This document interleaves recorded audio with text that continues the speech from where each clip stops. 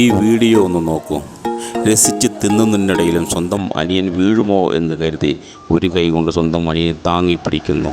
എന്നിട്ട് താൻ തിന്നുന്ന പാത്രത്തിൽ നിന്നും സ്വന്തം അനിയന് വാരിക്കൊടുക്കുന്നു. എന്ത് നല്ലൊരു കാഴ്ചയാണിത്.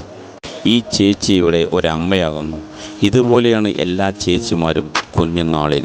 ഒരു ചേട്ടനുണ്ടെങ്കിൽ അവൻ അച്ഛനാകുന്നു. അങ്ങനെ ഒരു ചേച്ചിയും ചേട്ടനും കുഞ്ഞുനാളിൽ സ്വന്തം അനിയനെയോ അനിയത്തിയോ കുഞ്ഞുപോലെ സ്നേഹിച്ചു ജീവിച്ചിരുന്നു.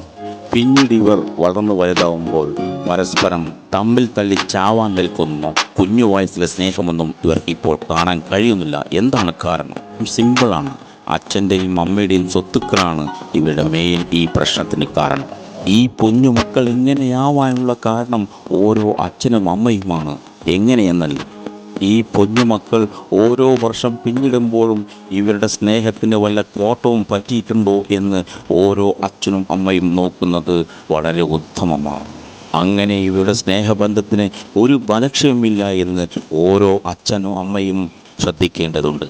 ഒരമ്മ പെറ്റ മക്കൾക്ക് ഏത് സ്വർഗം തന്നെ മാടി വിളിച്ചാലും സ്വന്തം കൂടപ്പിറപ്പിങ്ങളെ വിട്ടിട്ട് എങ്ങോട്ടും വരില്ല എന്നുള്ള ഒരു ദൃഢനിശ്ചയം അവരുടെ മനസ്സിൽ ഉണ്ടാക്കിയെടുക്കേണ്ടത് ഓരോ അച്ഛനും അമ്മയുടെയും കടമയാണത്.